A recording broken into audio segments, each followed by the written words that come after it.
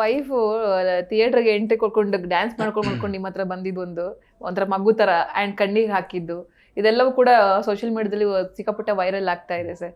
ಅದು ನಮ್ಮ ವೈಫ್ ಹತ್ತಿರೋದು ಅಂದ್ರೆ ಮೇ ಬಿ GT ಮಾಲ್ ಅನ್ಸುತ್ತೆ ಅದು. GT ಎಲ್ಲ ಸಲ ಆಲ್ಮೋಸ್ಟ್ 2 ಮಿಲಿಯನ್ ವ್ಯೂಸ್ ಆಗಿದೆ ಅದು. ನನ್ಗೆ ಗೊತ್ತಿರಲಿಲ್ಲ ಅಂದ್ರೆ ಹಿಂಗೆ ನೋಡ್ತಿದ್ದೆ ಅಂದ್ರೆ ಬಿಕಾಸ್ ಶೀಸ್ ಬೀನ್ ನನಗೆ ತುಂಬಾ ಸಪೋರ್ಟಿವ್. ನನಗೆ ಎವ್ರಿ ಟೈಮ್ ಹೇಳಿದ್ದೀನಿ. ಅಂದ್ರೆ ನಾನು ಅಳ್ತಿದ್ರೆ ಎವ್ರಿ ಡ್ರಾಪ್ ಅಂದ್ರೆ ಒಂದು ಡ್ರಾಪ್ ನಂದಾದ್ರೆ ಇನ್ನೊಂದು ಡ್ರಾಪ್ ಅವ್ರದ್ದಾಗಿರುತ್ತೆ. ನನಗೆ ಅಷ್ಟು because I am a very emotional person. ನನಗೆ ಸಿನಿಮಾ ಬಿಟ್ಟು ಏನೂ ಗೊತ್ತಿಲ್ಲಮ್ಮ. ನಾನು ಸಿನಿಮಾ ಬಿಟ್ಟು ಬೇರೆ ಏನೂ ಮಾತಾಡಲ್ಲ. ಇವರು ಎಷ್ಟೊಂದು ಸಲ ಹೇಳ್ತಿರ್ತಾರೆ ಸಿನಿಮಾ. ಮೊನ್ನೆ ಒಂದು ಇವೆಂಟ್ ಅಲ್ಲಿ ಶ್ರುತಿ ಅಮ್ಮ ಹೇಳ್ತಾರೆ, ಕುಂತ್ರು ನಿಂತ್ರು ಯಾವಾಗ್ಲೂ ಸಿನಿಮಾ. ಬಹುಶಃ ಅಂದ್ರೆ ರವಿ ಸರ್ ಬಗ್ಗೆ ಹೇಳಿ ಆ ಸಾಲಿಗೆ ಇವನು ಸೇರ್ತಾನೆ ಅಂತ ಹೇಳ್ತಾರೆ. ಸಿನಿಮಾನೇ ನನ್ಗೆ ಗೊತ್ತಿರೋದು. ಐ ಡೋಂಟ್ ಟಾಕ್ ಎನಿಥಿಂಗ್ ಬೇರೆ ಯಾವುದು ಯಾರ ಬಗ್ಗೆನೂ ನಂಗೆ ಅವಶ್ಯಕತೆ ಇಲ್ಲ. ಸೊ ಮನೇಲೂ ನೋಡಿದಾರೆ ಅವರು. ಆ್ಯಂಡ್ ನಾನು ಸ್ಕ್ರೀನ್ ಶಾಟ್ ತೆಗೆದಿಟ್ಕೊಂಡಿರ್ತೀನಿ ಬೆಳಗ್ಗೆ ಎಷ್ಟೊತ್ತಿಗೆ ಬಂದಿದ್ದೆ ಅಂತ. ಅವ್ರ ಪಕ್ಕದ ರೂಮಲ್ಲಿ ಮಲ್ಬಿಟ್ಟಿರ್ತಾರೆ ಡಿಸ್ಟರ್ಬ್ ಮಾಡಬಾರ್ದು ಅಂತೇಳಿ. ನಾವು ಎಷ್ಟೊಂದ್ಸಲ 4:15, 3:30 ಆ್ಯಂಡ್ ಬೈಕ್ ತಗೊಂಡು ಹೋಗ್ಬಿಟ್ಟಿರ್ತೀನಿ ನಾನು. ಅಂದರೆ DTS ಅದು ಇದೆಲ್ಲ ಕೆಲಸ. So she seen my pain. And moreover Lankasura and ಅದರದ್ದು ಪ್ರೆಷರು, ಮಾನಿಟರಿ ಪ್ರೆಷರು, ಈ ಪ್ರೆಷರು ಆ್ಯಂಡ್ ಇಷ್ಟೆಲ್ಲ ಜೊತೆಯಲ್ಲಿದ್ದು. ಬಟ್ ಪ್ರತಿಯೊಂದಕ್ಕೂ she is always been so supportive. ಒಂದೊಂದು she is so close to her. And on screen ಇವತ್ತೂ ಯಾವ್ದಾದ್ರು ಇವ್ರ ಫೋಟೋ ಹಾಕಿದ್ರೆ ಫಸ್ಟ್ ಅವ್ರದೇ ಇರುತ್ತೆ message, beautiful couple on screen pair ಅಂತ. ಅಷ್ಟು ನನಗೆ ಸಪೋರ್ಟಿವ್ ಆಗಿದ್ದು. ಸೊ ಒಂದು ತನ್ನ ಗಂಡ ಏನೋ ಗೆಲ್ತಿದ್ದಾನೆ, ಯಾವುದೋ ಒಂದು ಬಂತು, ಜನ ಅಪ್ರಿಷಿಯೇಟ್ ಮಾಡ್ತಿದ್ದಾರೆ ಅಂದಾಗ ಅದು ಶಿ ವಾಸ್ ಲೈಕ್ ಓವರ್ವೆಲ್ಡ್. ಅದೇನು ಆ ಟ್ರೂ ಫೀಲ್ ಗೊತ್ತಾಗತ್ತಲ್ಲಿ. So supportive. ಆ್ಯಂಡ್ ಅವ್ರ ಸಿನಿಮಾ ನೋಡಿದಾಗ ಫಸ್ಟು ನೋಡಿದರು ಸಿನಿಮಾ. ನನಗೆ ನಾನು ಬೇರೆ ಸಿನಿಮಾ ಬಲರಾಮ ಮಾಡ್ತಿದ್ದೆ. ಸೊ ಬಂದರು, ನನಗೆ ಹೇಳಿದ್ರು, ನಾನು ಕಳಿಸ್ದೆ. ಸೆನ್ಸಾರ್ ಕಾಪಿದು ಒಂದು ಬಂದಿತ್ತು. ಸರಿ ಹೋಗು ನೋಡ್ಕೊಂಬ ಅಂತ ಅಷ್ಟು ಹೇಳ್ಬಿಟ್ಟಿದ್ನಲ್ಲ ಮಾದೇವ ಬಗ್ಗೆ, ಹಿಂಗೆ ಹಂಗೆ ಅದು ಇದು ಅಂತೆಲ್ಲ ಹೇಳ್ಬಿಟ್ಟಿರ್ತೀನಿ. ಈ ಸತತವಾಗಿ ಇಷ್ಟು 3 ವರ್ಷ ಕೆಲಸ ಮಾಡ್ತಿದ್ದಲ್ಲ, ನೋಡಿದ್ರು, ನೋಡ್ಕೊಂಬಂದ್ರು, ಕಾಲ್ ಮಾಡಿದೆ ಹೇಗಿದೆ ಅಂತ ಬಂದು ಹೇಳ್ತೀನಿ ಅಂದ್ಬಿಟ್ಟು ನನಗೆ ಇನ್ನೂ ಭಯ ಜಾಸ್ತಿ ಆಗ್ಬಿಡ್ತು. ಏನಪ್ಪ ಇದು ಏನು ಹೇಳ್ತಾರೆ ಅಂತ. ಯಾಕಂದರೆ ನನಗೆ ಮ್ಯಾಕ್ಸಿಮಮ್ ಕ್ರಿಟಿಕ್ಸ್ ಹೇಳೋದೆ ಅವರು. ಯಾವುದೇ ಏನೇ ಮಾಡಿರಲಿ ಇದು ಹಿಂಗೆ ಅಂತ ಅಲ್ಲಿರ್ತಾರೆ. ಬಂದರು, ಏನೂ ಮಾಡಿಲ್ಲ, ತಪ್ಕೊಂಡು ಹತ್ಬಿಟ್ಟು ಒಂದು ದೃಷ್ಟಿ ತೆಗೆದ್ಬಿಟ್ಟು ಇಡೀ ಸಿನಿಮಾ ಫಸ್ಟ್ ಇಂದ ಲಾಸ್ಟ್ವರೆಗೂ ನನಗೆ ನನ್ನ ಗಂಡ ಕಾಣಿಸ್ಲೇ ಇಲ್ಲ, ಮಾದೇವನೇ ಕಾಣಿಸಿದ್ದು. ವಂಡರ್ಫುಲ್ ಆಗಿ ಮಾಡಿದೆ ಎಕ್ಸ್ಪ್ರೆಷನ್. ನಿಮ್ಮ ಬ್ರದರ್ ಸಪೋರ್ಟ್ ಹೇಗಿದೆ ಅಂತ ಹೇಳಿ? ಖಂಡಿತ ಇದೆ ಎಲ್ಲ ಕಡೆನೂ. ಅಂದರೆ ನನಗೆ ಎಷ್ಟೊಂದು ಸಲ ಹೇಳಿದ್ದಾರೆ. ನಾವು ಅವತ್ತಿಂದ ನಾವು ಎಷ್ಟೊಂದು ಸಲ ಮಾದೇವ ಬಗ್ಗೆ ಮಾತಾಡಿದ್ದೀವಿ ಅವ್ರ ಹತ್ರ. ಇಲ್ಲ ಚೆನ್ನಾಗಿದೆ ಅಂದರೆ ಲೈನೇ ಇಷ್ಟ ಆಗಿತ್ತು ಎಲ್ರಿಗೂ. ಅಂದರೆ ಇವತ್ತು ಹೇಳಿದ್ದಾರೆ, ಆಮೇಲೆ ಕೇಳಿದ್ದಾರೆ. ಸಿನಿಮಾ ನೋಡ್ತಾರಾ? 100% ನೋಡ್ತಾರೆ. ಸೂಪರ್. 100% ನೋಡ್ತಾರೆ. Okay, yes ma'am. ನಿಮ್ಗೊಂದು ಹಿಟ್ ಸಾಂಗ್ ಅಂತ ಇರುತ್ತೆ ಸಿನಿಮಾದಲ್ಲಿ. ಸೊ ಈ ಹಿಂದಿನ ಸಿನಿಮಾಗಳಲ್ಲೂ ಅಷ್ಟೇ, ಈಗ ಇದು ಕೂಡ ಒಂಥರ ಹಿಟ್ ಅಂತಾನೆ ಹೇಳ್ಬೋದು. ಪದೇ ಕೇಳೋಣ ಅಂತ ಅನ್ಸುತ್ತೆ. ಅದೊಂಥರ ಖುಷಿ ನಮ್ಗೆ. ಇದ್ರ ಬಗ್ಗೆ ನೀವು ಮಾತಾಡೋದಾದ್ರೆ. ಅಂಡ್ ಸಿನಿಮಾ ಮಾದೇವ ಅಂತ ಬಂದಾಗ ನನ್ನ ಲೈಫಲ್ಲಿ ಈ ವಿಚಾರ ಮರೆಯೋದಿಲ್ಲ ನಾನು. ಈ ಸೆಟ್ಟಲ್ಲಿ ಈ ತರ ಆಯ್ತು, ಈ ತರದ ಏನಾದ್ರು ಒಳ್ಳೆ ಇನ್ಸಿಡೆಂಟ್ಗಳಿದ್ರೆ ಶೇರ್ ಮಾಡಿ ಅಂತ ಹೇಳಿ. ಫಸ್ಟ್ ಥಿಂಗ್ ಈ ಸಾಂಗ್ಸ್ ಬಗ್ಗೆ ಮಾತಾಡ್ಬೇಕಿದ್ರೆ ಐ ಡು ನಾಟ್ ನೋ. ನಾನು ಇಂಡಸ್ಟ್ರಿಗೆ ಯಾವಾಗ ಬಂದಿದ್ದೀನೋ ನನ್ಗೆ ಆ ಒಂದು ಲಕ್ ಅನ್ಸುತ್ತೆ. ಎಲ್ಲಾ ಸಿನಿಮಾದಲ್ಲಿ ಒಂದು ಸಾಂಗ್ ನಂದು ಹಿಟ್ ಫಿಕ್ಸ್ ಆಗಿ ಇಟ್ಸ್ ಅ ಹಿಟ್. ಫ್ರಾಮ್ ಪಂಚತಂತ್ರದಿಂದ ಸ್ಟಾರ್ಟ್ ಆಗಿರೋದು. ಶೃಂಗಾರದ ಹೊಂಗೆ ಮರ ಅಂತೆ, ಇದು ಅದು ಇಟ್ಸ್ ಅದೇನೋ ನನ್ನ ನೋಡಿದ ತಕ್ಷಣ ಸಿನಿಮಾಕ್ಕಿಂತ ನಂಗೆ ಸಾಂಗ್ ಅಲ್ಲೇ ಇದು ರೆಕಗ್ನೈಸ್ ಮಾಡ್ತಾರೆ ಅವರು ಜಾಸ್ತಿ. ಆ್ಯಂಡ್ ಅದಕ್ಕೆ ಈ ಸಿನಿಮಾಗೂ we have to thank the music director Pradyot. ಅಂದರೆ ಎಲ್ಲರೂ ಹೇಳ್ತಾರಲ್ಲ, ಸಿನಿಮಾನ ಒಂದು ಲೆವೆಲ್ಗೆ ಪುಷ್ ಮಾಡಿರೋದೇ ನಮ್ಮ ಮ್ಯೂಸಿಕ್ ಡೈರೆಕ್ಟರ್ ಅಂತ. ಅಷ್ಟು ಚೆನ್ನಾಗಿ ಕೆಲಸ ಮಾಡಿದ್ದಾರೆ ಅವರು.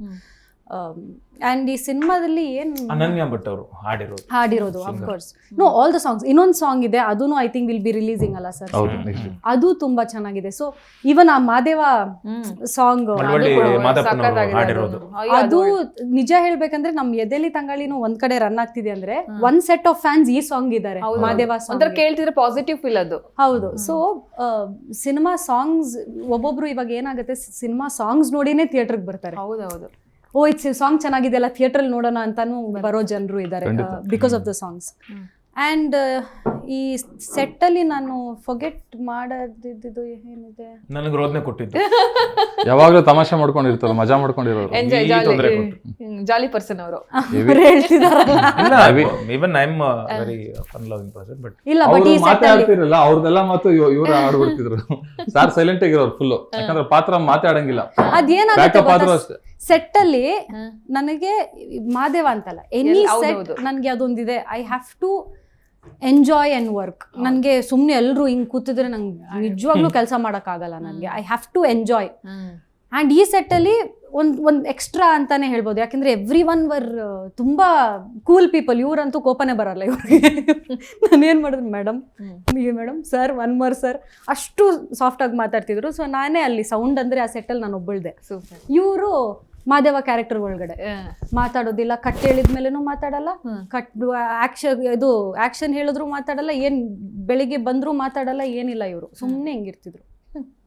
ಅದು ನಂಗೆ ಇರಿಟೇಷನ್ ಆಗ್ತಿತ್ತು. ಅದಕ್ಕೆ ಅವ್ರಿಗೆ ನಾವು ಪ್ರಿಪೇರ್ ಆಗಿ ಬರ್ಬೇಕಲ್ಲ. ಅಂದ್ರೆ ಇತ್ತೀಚೆಗೆ ಆಲ್ಮೋಸ್ಟ್ ಮಾದೇವ ಬಿಫೋರ್ ಇಂದನೂ ಐ ಕಮ್ ಪ್ರಿಪೇರ್ಡ್.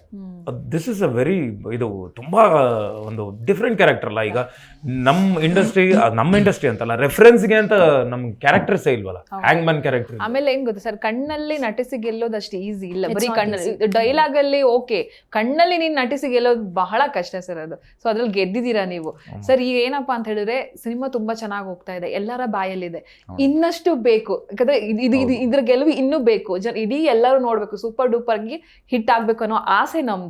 ಇದಕ್ಕೋಸ್ಕರ ಮುಂದಿನ ಪ್ರಯತ್ನ ಏನು ಅಂತ, ಇನ್ನು ಎಷ್ಟೋ ಜನ ಥಿಯೇಟರ್ಗೆ ಹೋಗದೆ ಕೂತವ್ರಿದ್ದಾರೆ, ಅವರೆಲ್ಲರೂ ಬಂದು ಥಿಯೇಟರ್ಗೆ ಬಂದು ಸಿನಿಮಾ ನೋಡ್ಬೇಕು. ಅದಕ್ಕೆ ನೀವು ಡೈರೆಕ್ಟರ್ ಆಗಿರ್ಬೋದು, ಪ್ರೊಡ್ಯೂಸರ್ ಆಗಿರ್ಬೋದು, ಯಾವ ತರ ಪ್ಲಾನ್ ಮಾಡ್ಕೊಂಡಿದ್ದೀರಾ ಅಂತ ಹೇಳಿ. ಈಗ ಥಿಯೇಟರ್ ಒಂದು ವಿಸಿಟ್ ಪ್ಲಾನ್ ಮಾಡಿದ್ವಿ ಮೇಡಮ್. ಈಗ ನಾರ್ತ್ ಕರ್ನಾಟಕ ಆಗಿರ್ಬೋದು, ಮೈಸೂರು, ಮಂಡ್ಯ, ಈ ಕಡೆ ಎಲ್ಲ ಔಟ್ ಬರೋದಕ್ಕೆ ಒಂದು ಪ್ಲಾನ್ ನಡೀತಿದೆ. ಅದ್ರ ಜೊತೆ ಮೌಟ್ ಟಾಕಲ್ಲೇ ಸ್ವಲ್ಪ ಸಿನಿಮಾ ಚೆನ್ನಾಗಿ ಸ್ಪ್ರೆಡ್ ಆಗ್ತಾ ಇದೆ. ಅದ್ರ ಜೊತೆ ನಾವು ಒಂದು ಸ್ವಲ್ಪ ಪುಷ್ ಮಾಡ್ತಾ ಇದೀವಿ. ಯಾಕಂದ್ರೆ ಸಿನಿಮಾ ಆಗಿರ್ಬೋದು ತುಂಬಾ ಜನ ತುಂಬಾ ದಿನಗಳಾಗೋಗಿದೆ, ಅದು ಸ್ವಲ್ಪ ರೂಢಿ ಆಗ್ಬೇಕು ಅಂದ್ರೆ ಟೈಮ್ ತಗೊಳುತ್ತೆ. ಹಾಗಾಗಿ ಇವಾಗ second week, third weak definitely ನಮ್ದು ಆಗುತ್ತೆ ಚೆನ್ನಾಗಿ. ನಮ್ದು ಇನ್ನೂ ಸೆಕೆಂಡ್ ವೀಕ್ ಮೇಲೆ ಇನ್ನೂ ಸಖತ್ತಾಗುತ್ತೆ.